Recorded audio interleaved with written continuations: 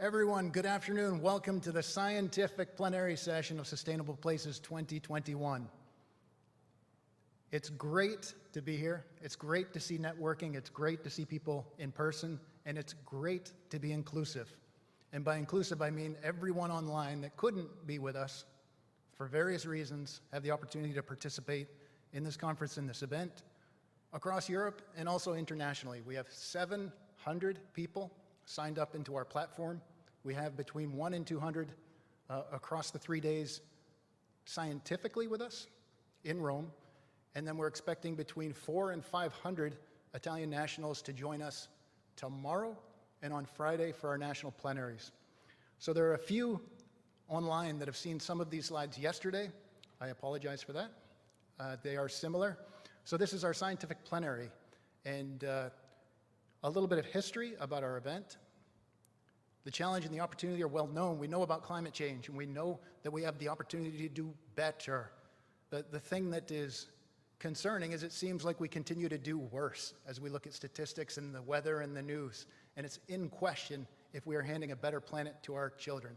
So this is something that concerns me because the pace of technology transfer and the pace of sustainability seems to be lagging.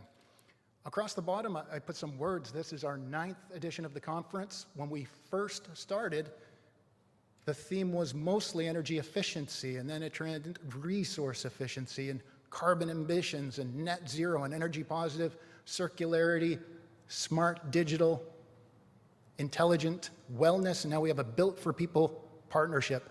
My point is, the definition of sustainability continues to evolve, and we embrace that. This conference is very inclusive and at the leading edge of what sustainability is today and what it will be tomorrow. We've held the conference in some great locations. We've had some wonderful hosts with us. Last year, we were digital, and we attracted approximately 500 to 600 participants through the event. We aggregated about 100 EU projects, had 4 sponsorships. This year, we are now over 700 people in our system.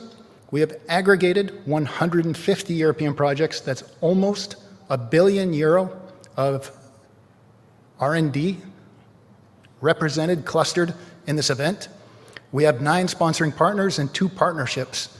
One, notably, with this Palazzo dei Congressi, which is owned in part by the City of Rome, which is managed by your SPA, and they are in charge of many of the important buildings in the area, the sports arena, another conference center, some cultural heritage buildings, and they are considering a smart district. They are smartening. So the idea to bring the scientific results to a district that's looking at smartening is very exciting, and that's why we're here in this place. Our core audience is this one, the 150 projects. Thank you all for being here. This is not an R2M conference. This is our community conference, and we have the pleasure of holding up the flag and organizing it. And it's a labor of love. It's a lot of work. The staff that's been involved has been great. The AV support is great. Our media partner is excellent. So we are very thankful to the people we have partnered with, the effort we've had, the patronage we have. The City of Rome is with us for the free portion of the event. They cannot sponsor a scientific event that has registration fees, but they're with us for the free portion of the event tomorrow and the day after. We had some visitors today to the Canadian Embassy. We have a special touch there. The Green Building Council will hear from them next. The Order of Engineers is with us in Italy. And there are others. So that's just wonderful. And our sponsors are excellent because they represent some of the science in the conference: artificial intelligence, digital twins, design and planning using BIM and intelligent technologies, systems that scan photovoltaic glass, energy communities, flexible smart grid, and a real estate management company. So it's just excellent, the sponsors we have and the support we get. We're thankful to each of those.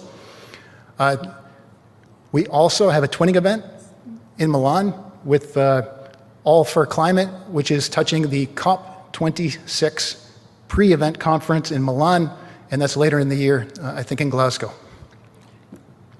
In your bag, there's a welcome message, and it talks about some of the the strategy of the event, the fact that we want to be hybrid, that we considered COVID, we have enough space here to be socially distanced. Our gala dinner will be on a terrace at a nice hotel where we have a lot of space, not in the city center of Rome, unfortunately, because to find a restaurant and put a conference into a restaurant, it's different. So we're staffed at a facility that can handle us, and we'll have about 100 to 110 people with us for a nice dinner tomorrow night. Thursday and Friday, we'll do national roundtable discussions because we can connect our audience, most of the people in this room, with many Italian stakeholders who are the people we hope take up the results of our research projects. So it's deliberate that we are trying to pull them into our event. And because we're doing that, we have media coverage. So we have about 50 accredited journalists that are passing through our event. They were here today, they were doing interviews, they stopped by your workshops, they're interested in what you're doing. Afterwards, we'll have a post-event book. If you haven't seen the agendas in the program for Thursday and Friday, please do see them. They are excellent. They have many interesting high-level speakers. They will be translated and streamed live in English so that it is available to everyone. We were in the paper yesterday. We were in the paper last week. Thanks to our media partnership with Pipan, which is connected to the real estate world. And also in your bag, it's the same overview sheet. There's an agenda where with QR codes you can find very quickly on your smartphone the different parts of the conference. And if you have any questions, Zia and our staff are ready to support you at any moment. Just write us an email. So now let me transition to this plenary session, the scientific plenary session. Today we talk about innovation trends in Horizon Europe and in the market. We'll be receiving a welcome. So for GBC Italia, Green Building Council Italy plays such an important role in Italy and for building certification and better buildings. So it's a welcome from Francesco Badeschi. He's on the steering committee of GBC Italia. He's a professor here at the University of Arkansas in Rome. And next we'll hear from Sten Verbeke, who in very simple terms is an expert on smart buildings from Vito and Energyville, and also from the University of Antwerp. And he'll be talking to us about the Smart Readiness Indicator and its importance in smart buildings. And that connects to the next talk, which is from Sam Ramadori. He joins us from Canada to come and be with us today. So if we have smart buildings, then we can provide smart building services.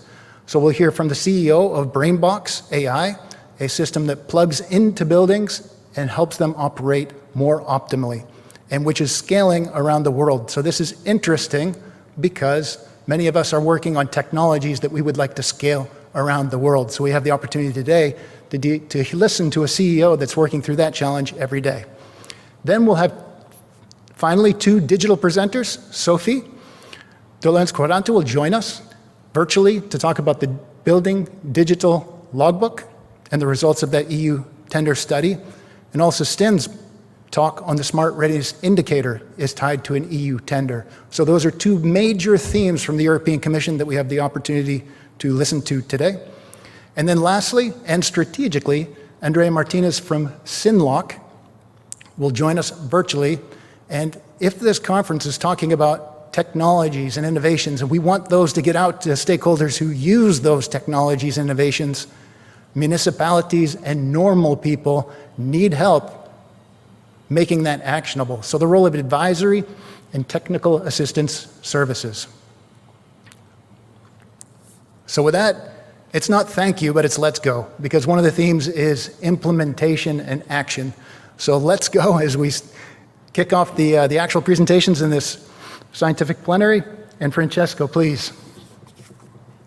And Manuel, thank you.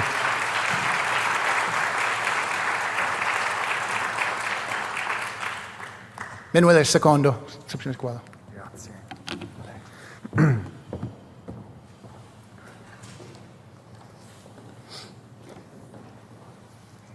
Thank you so much, Tom, and particularly happy and pleased to be here today in this very important event. I'm really honored of being here today representing the association in which your company and my university and probably several other members who are here today are part. So, very short introduction since I don't want to get too much time from the next presenters.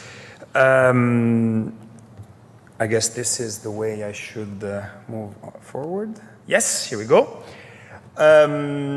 Few words about the Green Building Council Italia and what we do. I'm assuming that many of you are familiar with the green building movement. GBC Italia is a non-profit association which promote the transformation of the building market. GBC Italia was established in Italy in 2007, so now we are, 16 years, more or less, no more, of life. And we were born in a certain way, looking at what was going on around the world, in particular in the United States, where US GBC, the United States Green Building Council, which was established many years before us, was starting to, really become a player in the market thanks to the rating system. So in a certain way, GBC Italia was born with the same intention. And so we represent a variety of stakeholders. The association is becoming, especially in these last years, I would say, I personally been associated with the association since the beginning. I'll tell you a little bit of my personal story. Tom said I worked for the University of Arkansas. In 2007, I was actually living and teaching at Mississippi State University in Jackson, Mississippi. That's where I learned about LEED. I started to learn about the green movement in America. And when I came back to Rome, and I get back to my job, which is teaching at the University of Arkansas Rome program, I actually discovered that the Green Building Council Italy was just formed. And so since then, I saw the evolution of the association, which is finally starting to have a very strong traction, I would say. Obviously, the market, as we well know, had a sort of, bump a few years ago. We're starting probably now to see a recovery. But we're back to, I would say, a very positive moment. We represent the entire chain of the actors, so designers, obviously, which includes engineers, architects, owners, investors, public administrations. Last week, the deputy mayor of the city of Rome, Luca Montori, has recently announced that the city of Rome is becoming a member of GBC, which is something that makes us very proud and happy, as well as manufacturers, general contractors, and so on. What do we do? Well, obviously, this is our mission, which it's kind of common across the board. We promote and accelerate the spread of sustainable building culture and driving the market transformation, which is what really is happening finally. And we operate, the association operates on this multiple paths. So obviously we promote rating systems, so the certification, I'm going to talk about it a little bit. We do education, so we promote the training of architects and engineers and students, also thanks to the articulation of the regional chapters. We do research and development, and I'll show you something soon about the projects that GBC Italia is involved with, and then obviously advocacy, communication, and events. But most of all, we're part of the World Network. We has always been very active at the international level.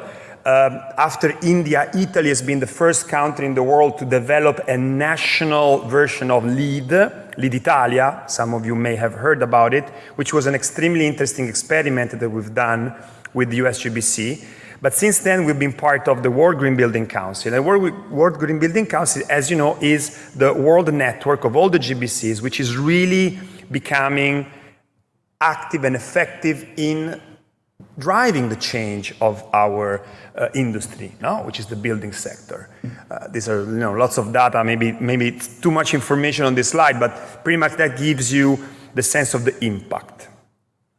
I spoke about the rating system. There's a plethora of rating systems.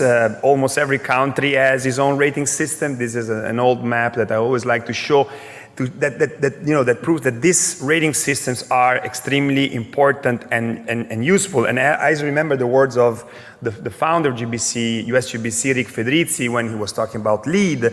And he was saying LEED is the 400 pounds gorilla that helps to break the walls and open the doors with so many stakeholders. As a matter of fact, a lot of the players that are here today probably are aware about the rating systems. But I'd like to say a few words about our Italian rating systems, which you see highlighted in this slide. So beyond promoting LEED, which I guess you know pretty much, this is an holistic rating system that address the green buildings under different points of view, obviously from the nature of the building and all the categories. And by the way, LEED is also in Europe becoming an important player together with BREEAM, which comes from the UK, which is the other important rating system. But I'd like to spend a few words about the Italian rating system, since GBC Italia has been developing these rating systems in the last 10 years. So we started with LEED Italia, which unfortunately has been retired, okay? But that experiment served a lot for the development of LEED V4, which is currently available, actually 4.1. And so the international path was developed working with us. And then we have the GBC Quartieri, the equivalent of neighborhoods. We have Home for the residential market. We're just launching Condomini, the condominiums, which is a typical type of dwellings that we have in Italy. And last but not least, probably the most important, which is the historic building. The historic building, which is actually going international, and I take this opportunity to let you know that there is an open call for an international technical advisory group. We've been asked by several other GBCs to develop this working group in order to export, if I may say, this expertise that in Italy is particularly developed, which means how can we work within an historic context, applying the principles that are common to the rating systems. I only have a few minutes left, so we'll skip to the second part. What are we doing at the European level, since this is something that many of you are interested in? So we are participating actively in what the World Green Building Council and the network councils are doing. So looking at the SDGs, there are three main tracks in which the GBCs are working through European projects, okay? And these are the one that you can see here. So climate, health and well-being, resource and circularity, the so-called circular economy. And we are, sorry, too fast. Here we go. And so this slide shows you how many projects, European projects, the lower part. On the upper part, there are some worldwide projects, and some of them have been already mentioned by Tom in the introduction. In this project, GBC Italia is active. Is active how? Working with other GBCs. I have, for example, this is the Better Places for People, and you see how many GBCs are involved in this effort. And something important, by the way, our director, Marco Caffi, is the vice president of the European Regional Network, so it's very active. And what Marco was telling me the other day when I told him that I would have come here to speak to you, he told me, please convey this message. The power of the GBCs is that they form a network, and when they move together, their leverage is huge, up to the point that the European community, the environmental general direction, the DG Environment, is working with the World GBC to define the guidelines that will regulate the future calls for proposal, to make sure that they are in line with the objectives of the European community. So this is just a couple of few slides that touch on some of the projects. I know that many of the people who are in this room probably are active in this projects, and so this is what I want to share with you today. Thank you so much.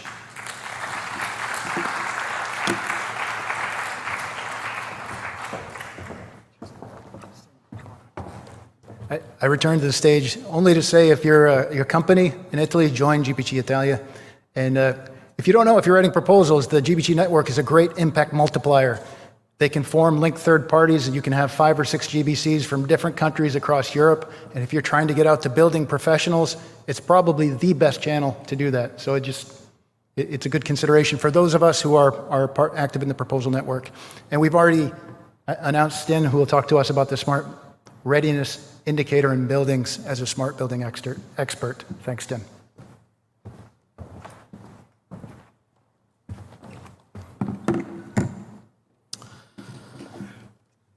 Thanks for the nice introduction, and very happy to be here and have 50 minutes to explain to you all what's going on the topic of smart buildings and the Smart Readiness Indicator. I'll be touching upon 3 specific topics. One, a brief look at what's happening at the EU policy landscape. Next, I'll be introducing very briefly the SRI methodology. There's a lot of more resources out there if you're interested in that. And next, I'll be discussing the actions that we as a technical support team are currently conducting and how you can tap into it.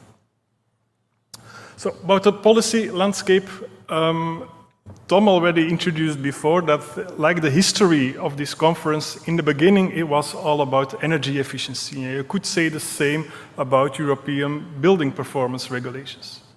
But after a while, there came the realization that also smartness and digitalization is causing a huge transition in the building stock. And for starters, in terms of energy efficiency, investments in such smart technologies, think about smart thermostats and such, have become a financially viable alternative. So there's interest to also include that in energy performance regulation. But next to that, next to the energy efficiency, of course, there are many more benefits, including better indoor environment for your occupants, healthier, more comfort, more convenience for the occupants, so also that's important. And a third very important element is, of course, that all these smart and digital technologies are a prerequisite for connecting your building to the power grids of the future, which will be characterized by a lot of intermittency of sources, so this flexibility of your building energy demand also becomes hugely important. So I guess I'm just repeating things that you all know of as researchers, as experts in the field, but now the question is how to bring this knowledge to the public, to the greater community. And there wasn't really something out there. If you look it up online, what is a smart building or what is the smartest building in Europe, you'll find several dozens. Individual manufacturers can just put out claims, and that's why the Commission decided, European Commission decided to launch this instrument of the Smart Readiness Indicator to raise awareness, motivate consumers, and also support the uptake of technology innovation by creating a common language to talk about smartness. To be able to highlight what investments in smart technologies will bring to you as a user, as a project developer, but also as a manufacturer, to be able to communicate on the benefits of your products. It started by a technical support study that looked into the definition of the SRI and the possibilities of launching such an instrument. That was then followed by a revision of the EPBD in which it was introduced as a potential instrument or as an optional scheme, and a second technical support study that further fine-tuned the elements of this calculation methodology of the SRI.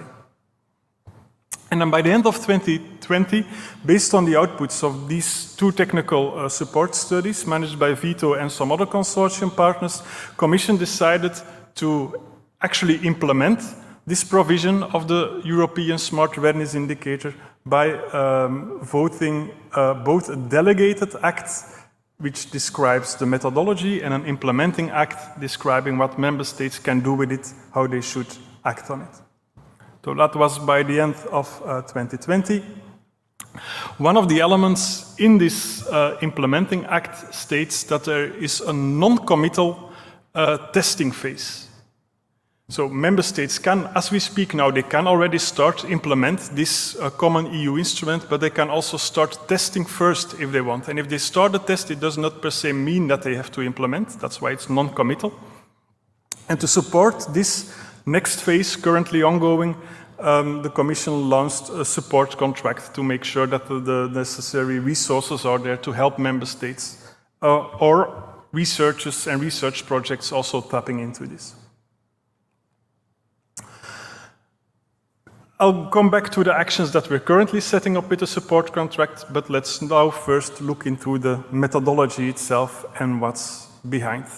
From a methodological point of view, it's actually quite a simple indicator based on a multi-criteria assessment and kind of a checkbox exercise to be able to derive this indicator in a very limited amount of time. That was one of the instructions. We could have made an indicator which took into account dynamic simulations and lengthy data gathering, etc. But to start with, the aim was to have an indicator which could, for example, be issued together with an energy performance certificate. So in terms of efforts and time, it should be limited. That's why we came up with this methodology in consultation with stakeholders, of course, and also in discussion with member states and many companies and such. So it consists of a catalog of smart services which can be implemented at different degrees of smartness. Just to give you an example, functionality could be light control, indoor lighting. If it's not very smart, it's you pushing the button. If it's very smart, it has compensation for auto light, auto off, etc. So there's a whole catalog describing for each function various levels of smartness. And next to that, the methodology also takes into account impacts. Impacts on energy efficiency, impacts on comfort, and so on. And so under the hood of the calculation methodology, this is then aggregated into a single score, into sub-scores, etc. I'll spare you the details. If you want to know more, there's a full 400-page technical report with all the details you want to know. So in this presentation, I'll just give a very high-level overview. One important element is I introduced that there are several aspects important to smartness, not only energy efficiency, which is the first element, but also taking into account the needs of the occupants, also taking into account the value of this smart building to the grid, the energy grid, could be electricity, but equally so a thermal grid. And these three key elements have explicitly been described in the Energy Performance of Buildings Directive, but can also be sub-scores as an output of the SRI. So we're not only interested in this one single figure, A level or saying 85% score. What does it say? Well, you have to break down this score to have more info. Break down on the level of these three capacities, of breaking down even further into these 7 impact criteria: energy efficiency, maintenance and fault prediction, both related to the efficiency, of course. The impacts related to the occupants, which are comfort, convenience, health, well-being and accessibility, and information provision to occupants, because also that's important, getting insights on your building. And then finally, this element of flexibility in storage, which was quite new to the EPBD, and can in some instances actually conflict with energy efficiency. As you will probably know, if you store energy, there are probably also losses related to this, but from a higher system efficiency perspective, it can be better to store energy at some occasions, so that's why we look into this flexibility aspect.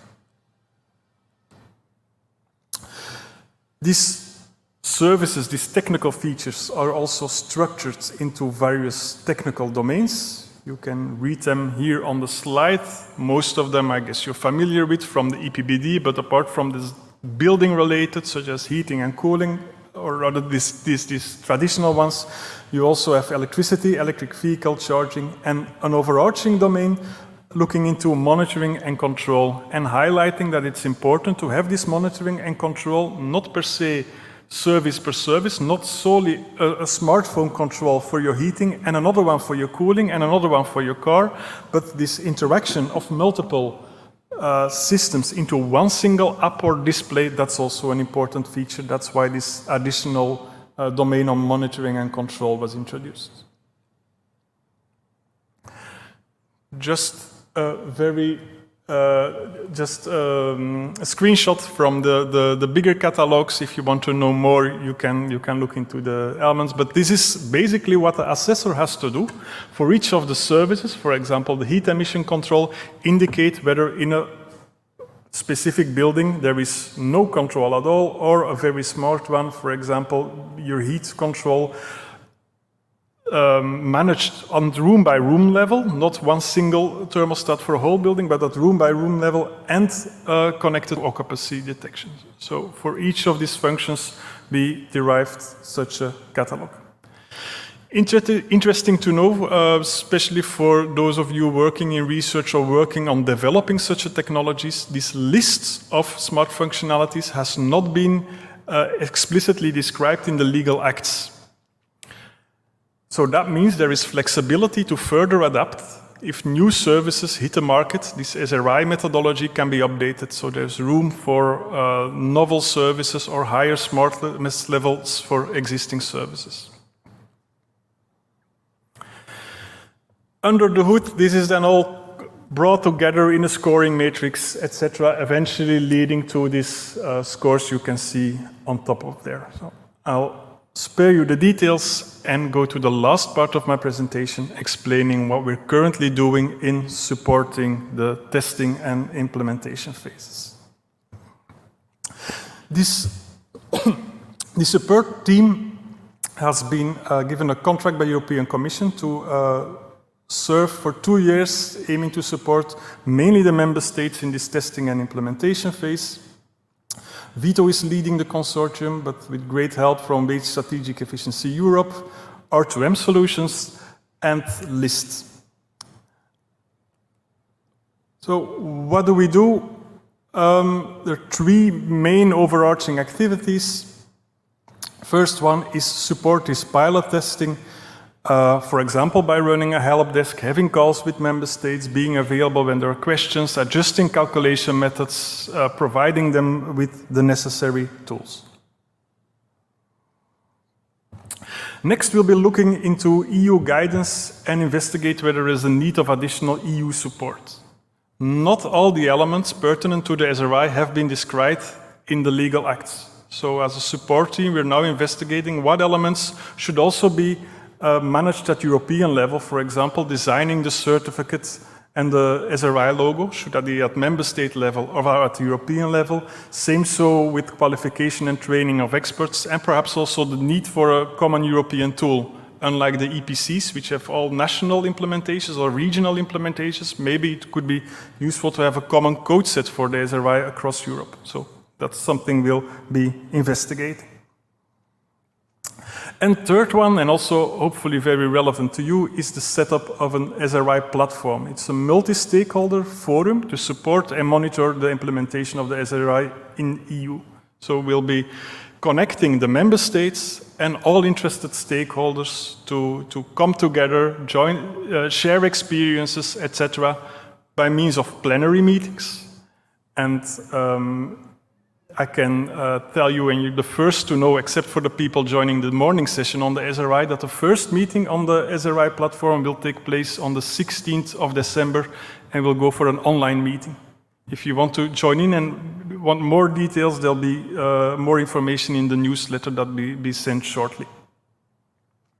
Next to these plenary meetings, we'll be also setting up thematic working groups on various aspects pertaining to the methodology, the training and such. We're in negotiation to see what's the optimal setup for that. So I hope I've triggered your interest in the SRI. If you want to know more, there's a lot of resources available. So please check the website of Commission Services. There's a dedicated page on the Smart Readiness Indicator where you can find some training material, etc., where you can subscribe to the newsletter. If there are additional questions, you can also contact us at support@smartreadinessindicator.eu. For those of you who want to know more details or want to start testing themselves, there's also a testing package available right now. Just drop us an email on this address and we'll ask you to sign up or agree with the terms and conditions, and you'll get this calculation sheet so you can start testing yourself. Final note, now wearing another hat than the technical support contract, There's also the Smart Build for EU project, which looks more into the research community, bringing that together. We'll have a workshop later today, but I invite you to also sign up if you've not done so at the website to be part of this community of European research projects on smart buildings. Thank you for your attention and happy to be available if you have further questions later on.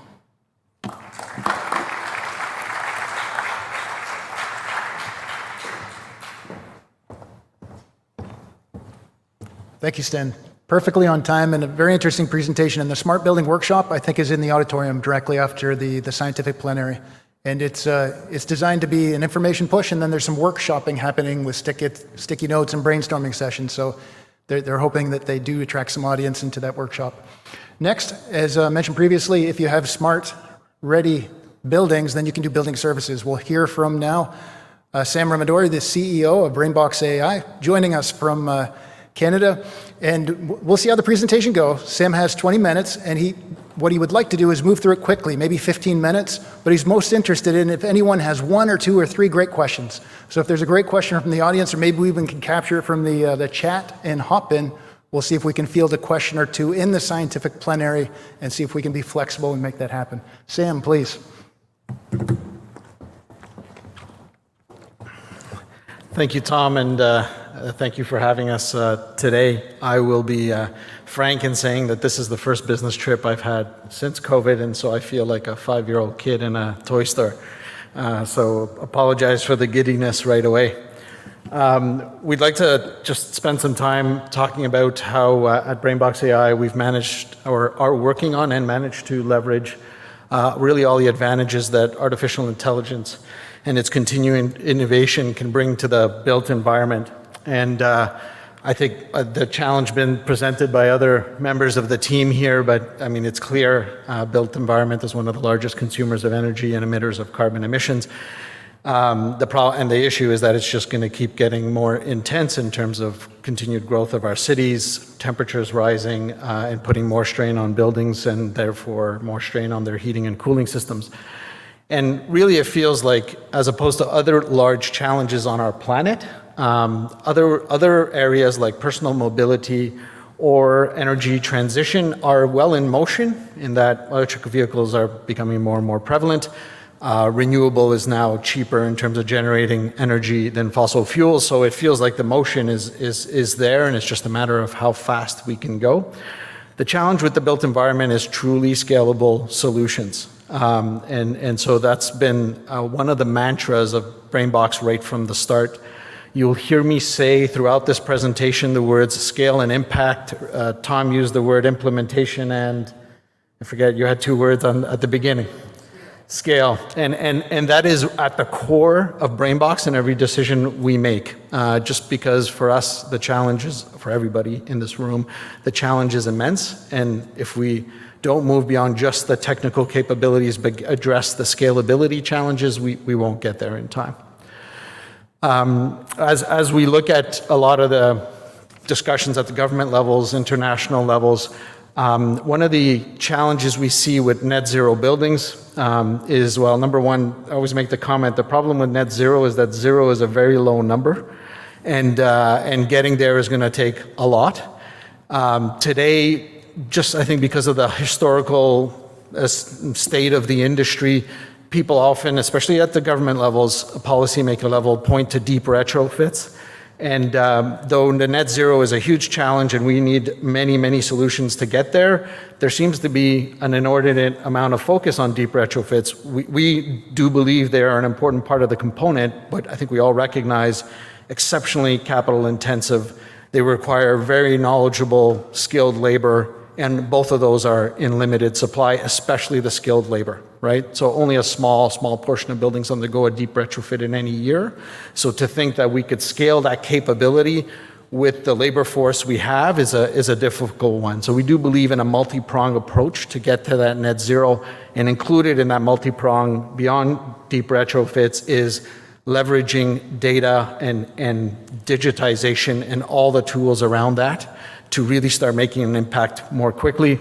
And then all of that eventually leading to grid interactive buildings. As a previous speaker, and I'm not going to try to say your first name, I'm for sure I'm going to get it wrong, but pointed to grid interactive buildings. So to us, this is an entire journey that we need to move on together.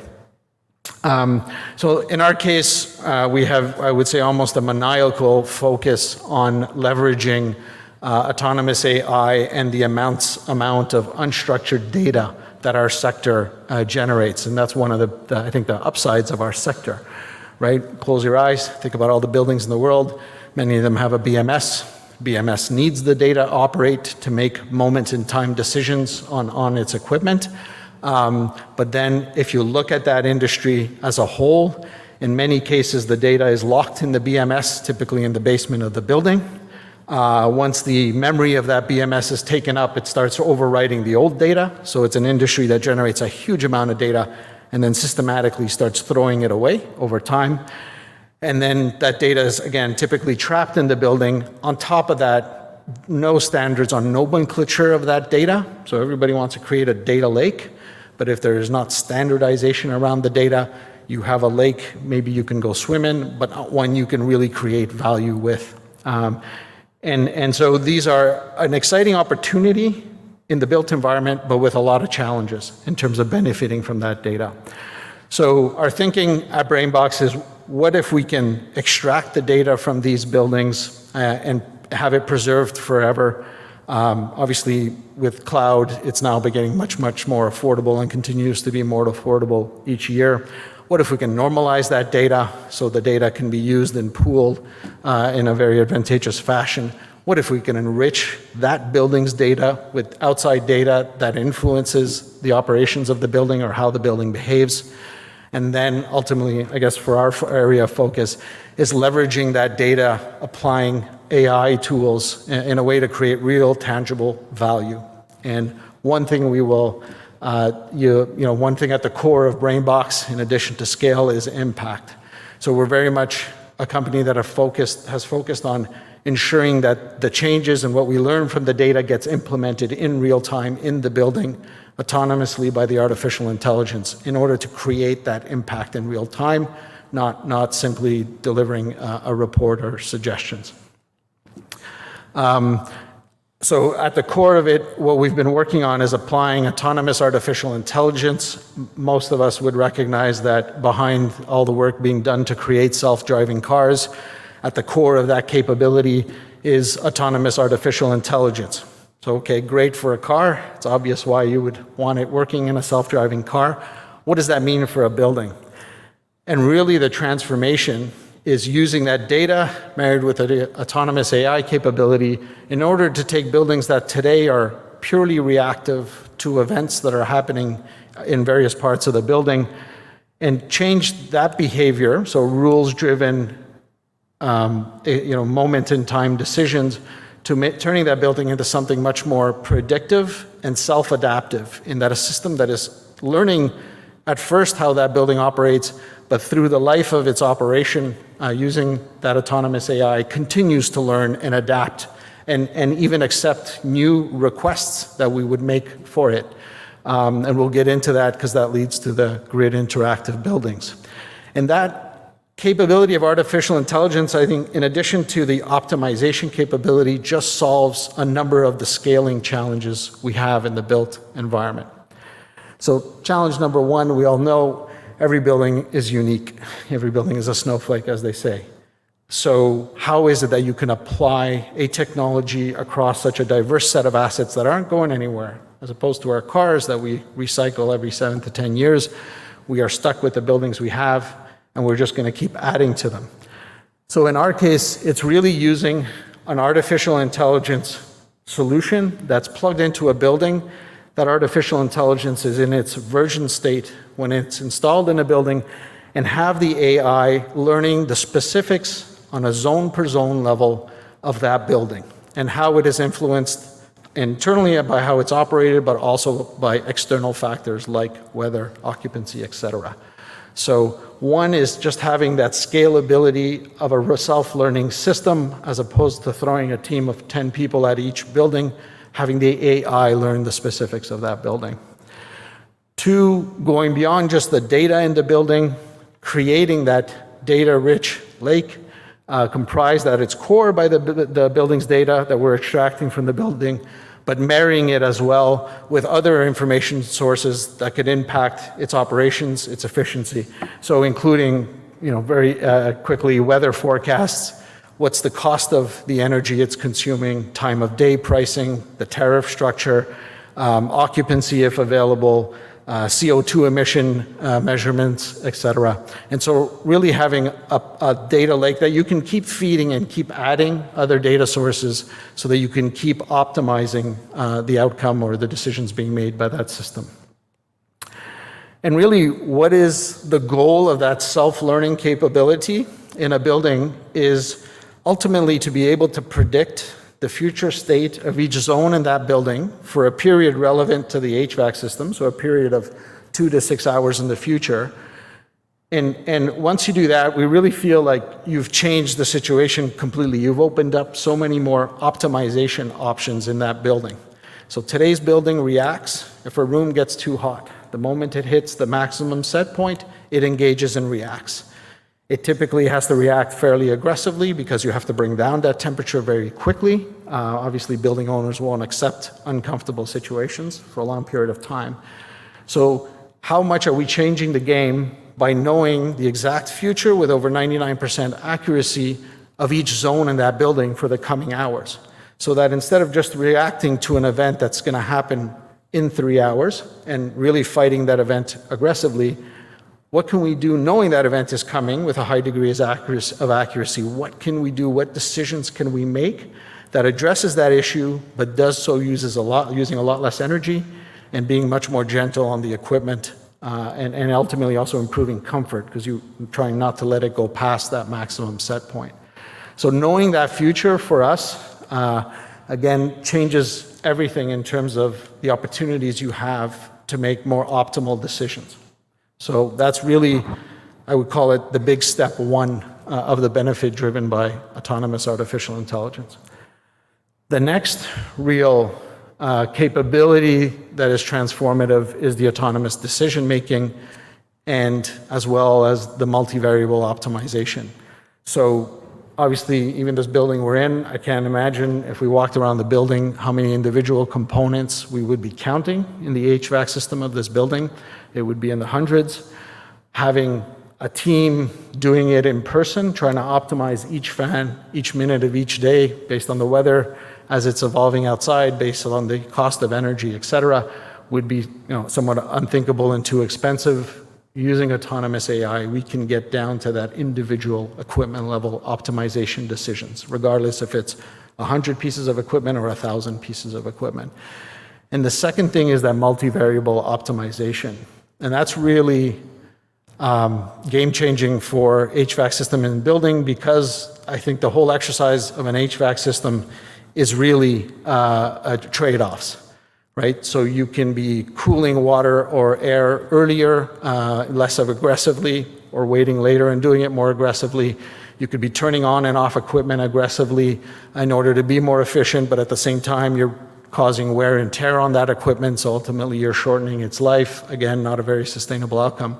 So the multivariable optimization opportunities that AI can drive is really, really interesting. And so again, highlighting that once that intelligence has understood the specifics of a building and is able to manage it with this external data, you then get down to decisions being made at the individual component level and really chasing every optimization solution possible, right? As humans, we work on a Pareto analysis basis. We'll choose the big ones and go after the big opportunities just because of the cost of time and skilled labor. AI has no end. It can go and make a decision to save 0.2% of energy in that 1 hour just because it can be done very cost efficiently. I don't know, I had a couple of slides here that goes one level deeper as to why is it that the efficiency gains are so meaningful. But really it's a representation, as I mentioned, today's conventional PID loops, pre-programmed rule-based PID loops and HVAC systems, they engage when a temperature has hit a maximum temperature set point, and then have to fight aggressively. So imagine being on the green side here, and as the hour passes, getting towards too hot, it crosses a set point, the HVAC system engages, and then the black arrow, the journey of bringing that temperature back into a comfortable zone. What the real benefit of knowing the future is this: instead of waiting for that temperature to get too hot, if you can be certain that in the next 2 hours, that's where the temperature can be, why not making very minute decisions now, smaller decisions in terms of potentially cooling the area with less aggressivity, opening a fan earlier, letting in more fresh air, and don't let the temperature go too. You want to change that future. Don't let the temperature get too hot.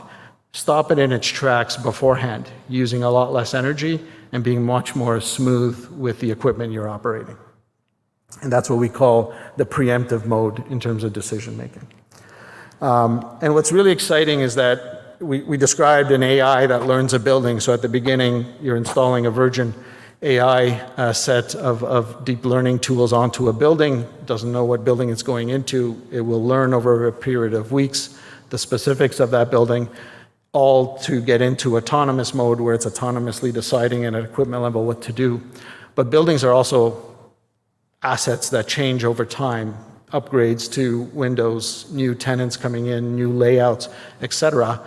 And the system is constantly relearning. So if in the second year there is a change in the windows to much more efficient windows, of course the thermal behavior of each zone will change. Well, instead of having to go in and reprogram this, the AI recognizes that its predictions that were perfectly fine 2 weeks ago are no longer fine. And so it goes into a relearning cycle to get back that accuracy of prediction and start optimizing again. And so you have this constantly self-adapting system running in the background in the building. And this gets back to scale and impact. So we are seeing very meaningful energy reductions in buildings. We communicate to the market talking about the total energy consumed in the building.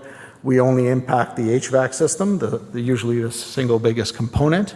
And to get these 20-25% reductions in energy consumption in a whole building, we're really optimizing the HVAC system materially, typically over 30, 40, 50% efficiency gains. And so it is a big step change in performance. And just as importantly, so the benefits around decarbonization, around running your equipment more smoothly, so you're extending the life of your HVAC equipment, you're improving comfort because you're avoiding those large temperature swings. Those are all the benefits we communicate to the building owners. But just as importantly, is marrying this technology in a way that removes the risk for the building owners. So no large CapEx up front, technology that's installed with not too many hours of the operating team's time, and then a technology you can also remove. So you don't like Brainbox, you can remove it, your building go back to its original operating behavior. So you walk in, you walk out with very little risk. And because there's no upfront CapEx, the ROIs to our customers are typically very large, over 200%. So that financial situation speaks to scale as much as the technological side, obviously in terms of how it operates and the outcome. And that kind of marriage, for us, I'll skip over this slide a second just to get to, but that kind of marrying impact with scalability is, we launched to the market a few months more than 24 months ago. And we're based in Montreal, Canada. Obviously, that's where we started installing. But very quickly over the last 2 years, with all the limitations that COVID threw at us, we were able to deploy in buildings around the world. And so a very scalable solution in that way.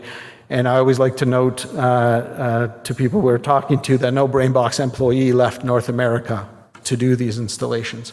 So the implementation is the installation of one edge device in a building, can be done by the team on the ground, and then obviously with the data extracted to the cloud, we're working with our team from Montreal and optimizing that building or having the AI optimize that building at whatever location. So We like to point out we're a Canadian company. Usually when you go international, the first thing you do is you go to the US because it's right next door and it's big. Our first installation that was outside of Canada was in Australia. So we couldn't get farther on the planet, and today Australia represents our second, soon to be third biggest market. And so it just, I think, speaks to scale. And we're also quite proud that with all the discussions going on at the UN, COP26, et cetera, one of the big challenges is the question of equity between developing countries or developed countries imposing or wanting to impose, not so much impose, but encouraging everyone to come together and address our climate change challenge, and having the developing nations say, well, thank you for filling our environment with the carbon of the last 100 years while you developed your economies, and now when it's our turn to develop our economies, we're now having to take on additional costs or limitations. Well, what I think is exciting by what AI can bring to the table is an impactful solution that can be installed anywhere. So we recently won a building in Pakistan as an example, and what's exciting is not $1 of international support, World Bank funding, et cetera, et cetera. It just made business sense for the owner of the building in Pakistan to install. It made business sense for us to install that technology in Pakistan. Other examples are Brazil as well. And so we really find a solution here that is not a super expensive solution that makes it difficult for developing nations to really adopt at scale. And then lastly, the innovation journey continues. The topic of grid-connected buildings has been raised. What we're working on and what's exciting is using the same technology stack we've installed in a building, so not adding anything more to our installation or product that we've discussed up until now, and using that same technology not only to optimize a single building, but to then look at 50 buildings or 100 buildings in the city and having them behave in a coordinated fashion in order to deliver to the grid the flexibility that it will increasingly need in the future. And so think about individual installations that have high ROIs for our customers and low-risk implementations that then over time, once it has scaled in a city, can then be used with an additional intelligence layer on top of all of the buildings, having them behave as a whole, as an orchestra, say, for the needs that the utility grid will have in terms of flexibility over time. So for us, we have pilots that are starting here, and the dream, I think, of grid interactive buildings, is not a 10-year dream for us. It's coming. So quite excited by that opportunity. So I don't know how I've done for time. 20 minutes? I went the full 20 minutes? Okay. So we'll take the questions, I think, offline and make sure we respect the time for others. Thank you very much.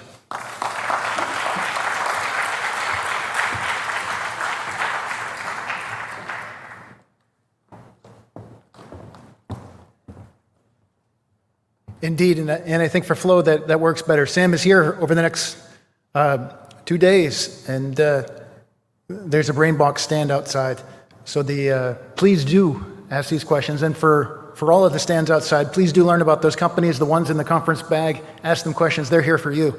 And we do have a Brainbox up and running in Italy, and we made 2 visits yesterday in Rome to sites. And what is interesting to tie the 2 talks together is the more smart and ready a building is, the more likely it can be serviced by a Brainbox or similar technology. And it's not for every building, and if you want to get scale and impact, then you need to know what buildings are ready now so we can get out and meet some climate targets at speed, and then the more difficult buildings will come online as they update their buildings and get them more smart so they can have access to better technologies. So a really great thread. Next, we'll hear from virtually Sophie Dorlens-Quaranta from R2M France, and she'll be talking to us about the Building Digital Logbook. And like the SRI talk, it is the result of a study, a tender, with the European Commission. So Sophie, thank you for being with us today and to share the results of this tender. Thank you, Tom, and thank you very much for inviting me and giving me the possibility to present the outcomes of this study that we conducted last year about digital building logbooks. that represent a driver for increased productivity, efficiency, and sustainability in the building sector. So first, what is this study? So it is a study we conducted in 2020 with our partners, Vito and BPI, and the purpose was to study the development of a new framework for buildings digital logbook. We have made some publications. You can give a look to our final report. For instance, it is published by the European Commission. So why is this study and why digital building logbooks? So it is, well, summarized by this picture. Since, as you all know, a lot of information and data are generated and gathered over the life cycle of buildings at different stages, construction, operation, renovation, etc., and for various purposes like compliance, certificates, etc. But in general, these data are not organized, not managed, sometimes not available, or sometimes available in paper format, not digitalized. There are different formats. They can be spread in many places. There are the need sometimes to recreate data that has been lost or that is not available. So it's really inefficient.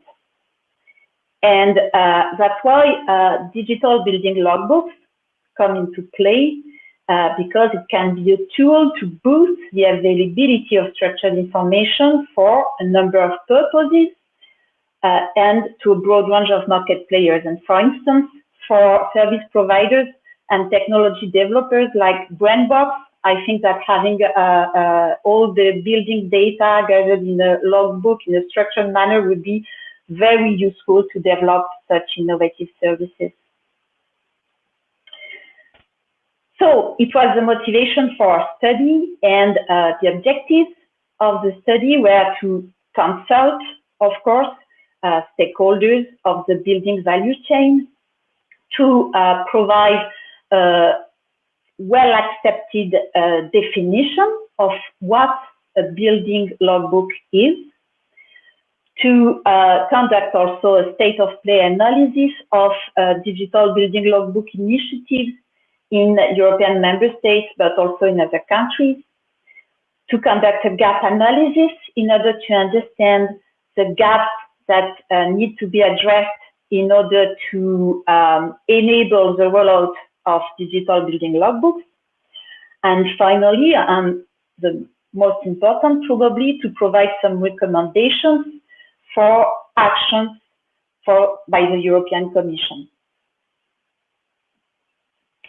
So the definition of a digital building logbook that we have designed in agreement with stakeholders, we have conducted surveys, expert interviews, etc., to finally have this definition. So what is a digital building logbook?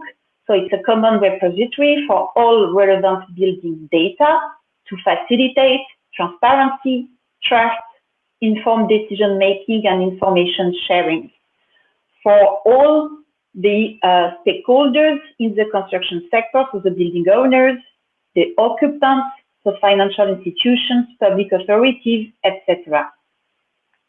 So it's a dynamic tool that allows a variety of data, information, documents to be recorded, accessed, enriched, organized. So it's a record of major events and changes over the building's life cycle.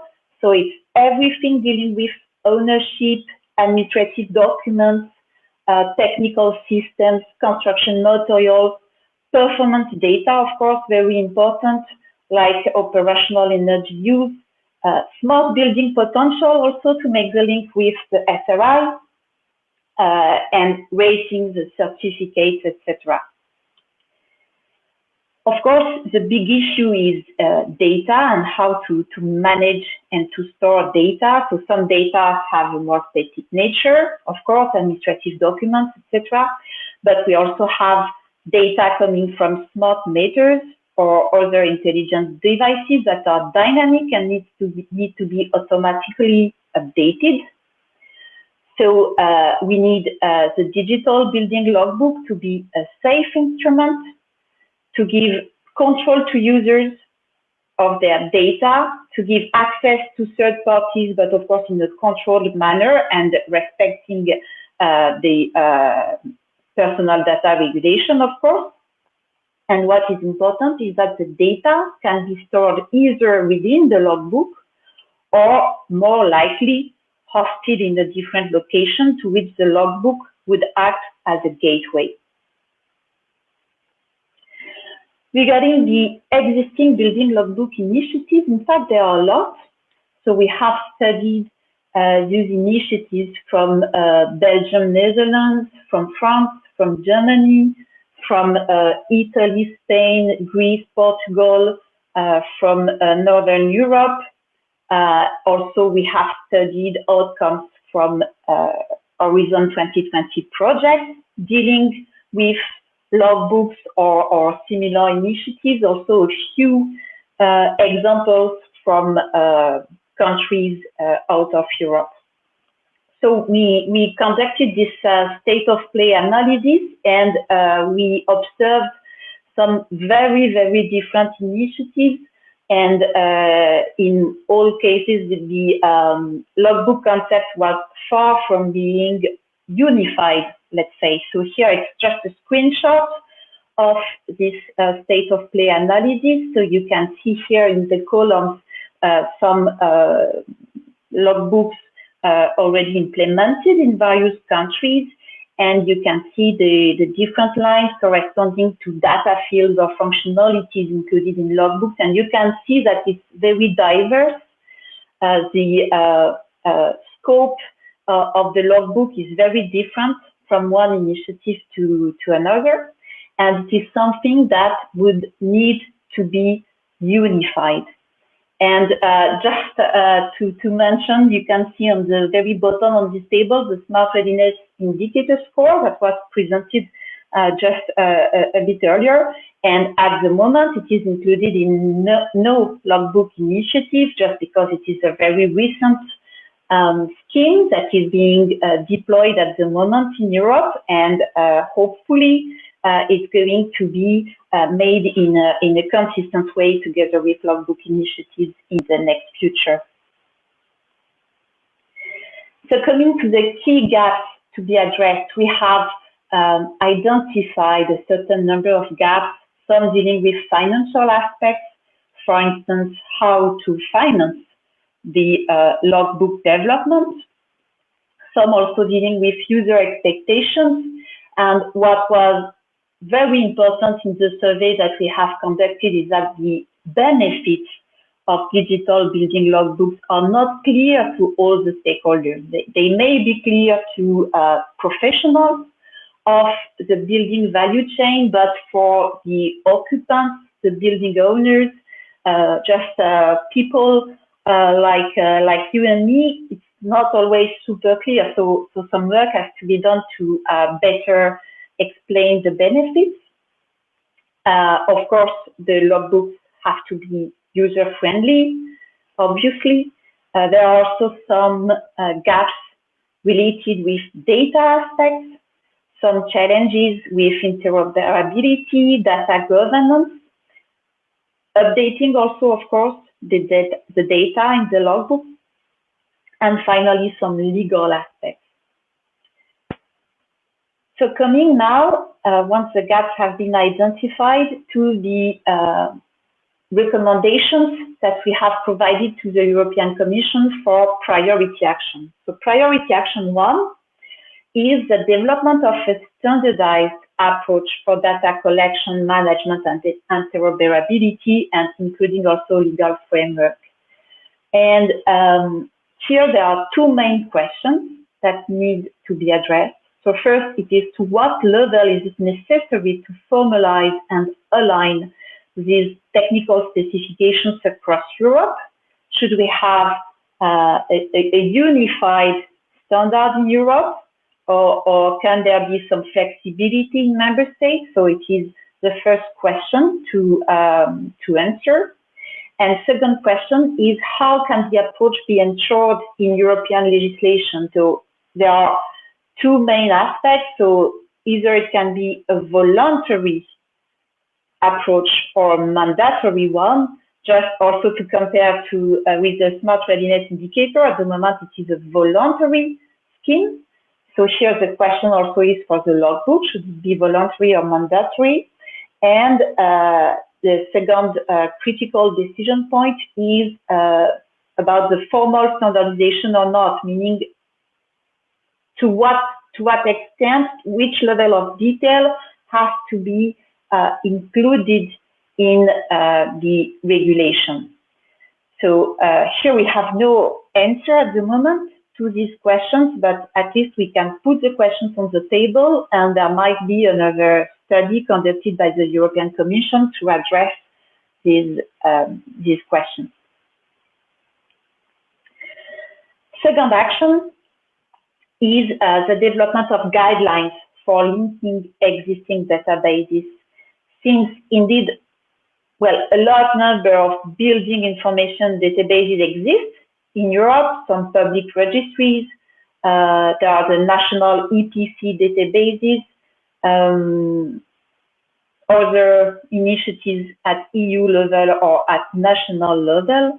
And here the idea is to have the building logbook to act as a gateway to access all data.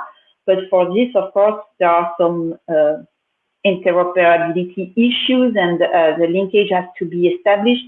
So this is another topic that we have recommended the European Commission to study. And finally, the last priority action we have recommended to the Commission is to launch some research and innovation projects to further explore the logbook concept and its implementation. So this has been already taken into account by the Commission, since there are some topics in the Horizon Europe program, work program, dealing with digital building logbooks. Here we have suggested some items for the scope of such project. What is really important is to, well, for this project is to demonstrate the benefits of digital building logbooks in terms of resource efficiency, decarbonization, health, cost effectiveness, etc., etc. Because this is something really important if we want the concept to be accepted and adopted. We need to demonstrate the benefits, of course. So I'm coming to my last slide about the renovation wave. So I think you all know this. It was presented yesterday by Sylvain Robert at the opening session of the conference. So the renovation wave, it is this proposal by the Commission to improve the energy performance of the building stock in Europe and to accelerate the renovation pace. And here in the renovation wave proposal, digital building logbooks have been introduced officially, let's say, by the Commission, since they are the tools that will enable to ensure the compatibility and integration of data throughout the renovation journey.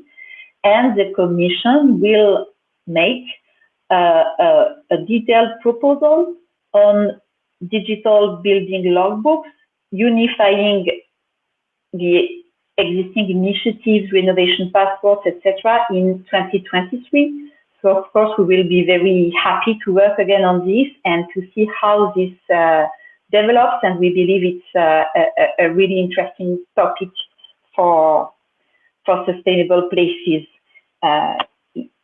in general. Okay, so thank you for your attention.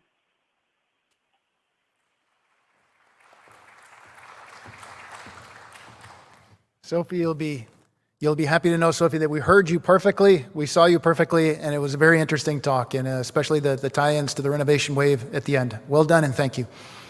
Our last talk, so maybe we are comfortable or become comfortable talking about these terms: digital logbooks, smart readiness indicator, building services. But then when you approach a structure such as this one, or stakeholders that need to implement them, these are new terms to them. and to implement them and to get that speed and that impact that we would like to obtain, the role of technical assistance, financial assistance, advisory services, contracting, financing becomes critical. So this is the spirit of our last talk. It's from Andrea Martinez at Synlock, a company that is, their core business is advisory services for this purpose, owned in part by 10 different regions, I think, or banks in different regions. So it's a very interesting view into this topic for the last 15 minutes of our scientific plenary. So Andrea, welcome and thanks for being with us today. Thank you, Thomas, for inviting us to this event, and thank you all for being here. I think this is a very valuable event and crucial to let us all gain awareness of the complexity of the challenge we are facing. Some very crucial words were used before my intervention. One was pace. One was the issue of definitions, which are being changed, the definition of sustainability, which is constantly changing, and also the latter, the issue of confidence on those that have to apply all these changes, all these technologies. I will come back onto these three keywords, which I think fit well also with my intervention. Just two words on Synlock. Yes, Synlock is owned by 10 banking foundations. They're not banks, but they are no-profit entities, institutional investors, and was set up 15 years ago to ensure that local development projects, so not national infrastructure, but local development infrastructure was, let's say, accelerated, the investments were accelerated and the quality of those investments were raised.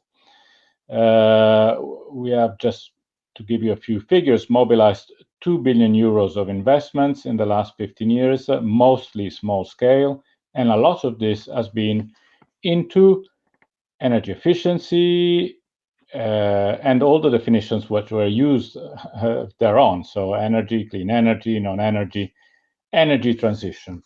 Just to share a little, let's say, insight, we once, a few years ago, had a discussion whether energy transition was an appropriate, let's say, all-inclusive definition, and some of us were not of the idea that this was useful enough. It was, let's say, broad-reaching, but just to share with you how complex it is for also financial operators or technical advisors like we are, just to come to terms with the definitions, which are constantly changing. And so this brings us to the challenge. We're talking about energy, we're talking about sustainability, we're not talking only about energy, maybe we're talking about materials, we're talking about technology, we're talking about a definition of technological protocols, technology protocols, business models, procedural solutions, and therefore financial contractual solutions which are on the move. And clearly technology plays a major role in this. Technology is something which is fascinating and at the same time is scary. So for those that are to invest, whether they're public sector or they are private entities, this technology is not easy to be understood, especially when it's moving so fast. And so there is a really strong need for a process which, let's say, matches on the capability of using all these broad set of consolidated or more so consolidated technology solutions, or even innovative ones, with, and let's call it, let's say, a technology transition or energy transition, with financial solutions which in themselves are evolving, and let's call them financial transition, but also with the digital aspects, which is digital transition, and last but not least, legal transition, let's say legal framework transition. Everything is in transition. This transition cannot be resolved in our experience, and I'm talking not only as an advisor, but also as an investor, because we are an active investor, unless there is someone on the ground, basically troops on the ground, which are capable of overcoming some of the barriers. One of the major barriers in energy transition is fragmentation and low unitary cost of intervention and technologies. We need scale. Scale is quintessential. We have already witnessed this in the first phase of, let's say, energy saving in buildings projects. We have advised many territories in Italy in doing that with very successful projects too, but it was a hell to, let's say, basically construct a portfolio of, I don't know, 35, 50 schools, 57 buildings, whatever. You really need to work on scale. You cannot work on unitary cost of 200,000K, 150K per project. It's impossible. You need to coordinate. I mean, this implies that you have to coordinate many offices. You have to sometimes coordinate more local authorities.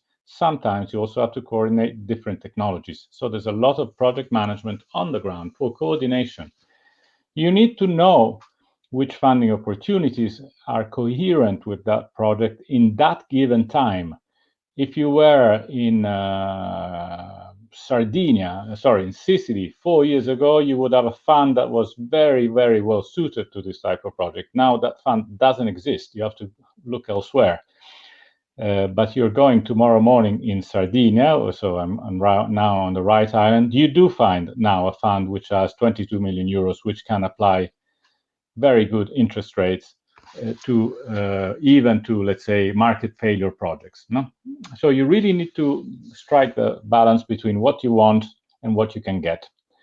And this needs knowledge not only of where the funding line is, which is just a matter of networking, but also of the mechanism with which you have to use those funding opportunities. Now on funding, there is also another major challenge, which is linked to taxonomy, which is part of the ESG, part of the green building, or anyway, let's say the protocols. It all fits into that scheme, but is, I can assure you, is something new for finance, or anyway for funders, public or private may they be. There is also a major issue of technical, procedural, and financial skills competence, lack of competencies. This is absolutely true in the public sector, but also in some private companies. Many private companies don't have those skills, or they don't have them all. They might have one, they might have 1.5, but never have the set. Well, this is let's say more of a country-specific problem. There's a lot of overlooking of best practices. Copying is always a good issue. So all of these issues, these barriers, brings us to the pace. Pace will be an issue. The National Recovery and Resilience Plans, or the QFP, so the new, let's say, the new MFF, multi-financial planning for the EU Commission, brings us upon a mega challenge. These are data for Italy, but I think they're not that much different for other countries. We're talking about a plus 530% resources to be planned and deployed in the coming years, which is a massive number, especially if we're talking about fragmented projects and with all the characteristics I have discussed before, I've illustrated before. So we have a major issue of timeliness, of pace, and we are basically all very late, structurally late. And so we need to find something that sets us on time, okay? Blending is the other key word, and this comes also, this is also part of the definitions. Blending is a must. We cannot assume, it is wrong to assume that public funding will do it all. It is wrong to assume that private funding will do it all. And it's also wrong to assume that traditional private funding will do it all. There are new forms of funding which are coming into place. They all respond more or less to the same rule in terms of technicalities, but they do not respond to the same rule in no way in terms of objectives, of expected impacts, of procedures, of constraints, but also opportunities. And the capability of blending resources will be crucial in the coming years. Just to make practical examples, it is illogical to think in 2021 that working on smart grid and balancing is something which will be done without some support of public funding. It is also highly illogical and wrong to assume that this will be done only with public funding. So there is a space for PPP, for public-private partnership, or for innovative forms of procurement to be set up to engage both the massive amounts of monies that will come in on grant schemes with the also massive amount of money of private funding or institutional funding that can be put as service to the projects. But you need to do it. You have to know how to put some tomato with some olives and some onions and make a good a good pasta sauce.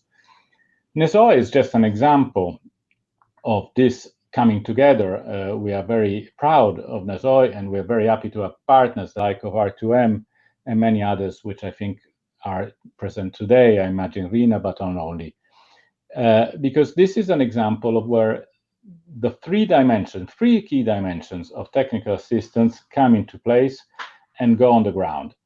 Tomorrow, a colleague of mine will intervene and explain in more detail how this has worked. But what I just wanted to share with you, that this is not something, wow, how do you do it? We've never done it before. No, this has been done before many times. And so it's just an example, a very good example, is a large example, because we're working now in 54 islands Europe-wide. But there are the ELENA schemes, which were put in place many years ago, which work perfectly well. There are many other facilities of technical assistance, and also any public entity can set up his own or her own technical assistance platform.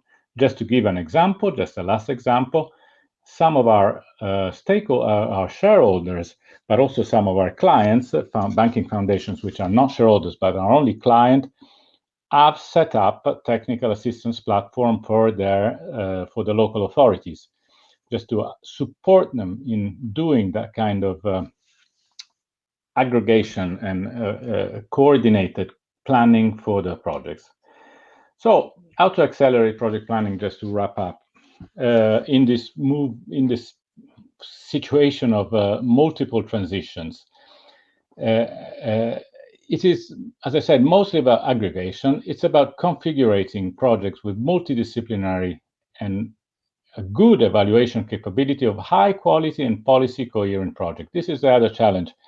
We're not talking about just doing something simple. We're talking about doing something complex. It's complex. So the quality and the coherence with the policy has to be very, very, very well catered for. Because in the coming years, we are not going only to report the advancement of expenditure, so how we spend public monies or private funding, but we need, and it's an issue of eligibility of expenditure. We really consistently need to report impact. So the game is fantastic, because especially in energy, where impact can be very well, let's say, earmarked and analyzed, it is a perfect playground for companies, innovators, financiers, and also obviously planners, public planners, to implement policies to match the targets of the National Resilience and Plan, but not only, be consistent with all the milestones, have relevant, sustainable projects, but you need a method. You really need to move timely, in the right time, in the right place, and you have to necessarily activate partnerships, because this is a complex game and you really need all the dimensions of activating. Technical assistance is a solution. We are just an example that this is proved to be true, because as I said at the beginning, we have moved quite a few, let's say, 100,000 in the billion investments, and this has always been done with a technical assistance approach. So starting on the ground, getting the papers out of the drawer, understanding what's wrong, and let's say putting it on the launch pad and launching the project. And this is a method which is maybe as old as the Earth. There's nothing new to it, but curiously enough, maybe in this super complex world we lived in, we have kind of overlooked the importance of this, and this is something we think we cannot afford any longer for the sustainability of our planet and what we have to do in the coming years. Thank you.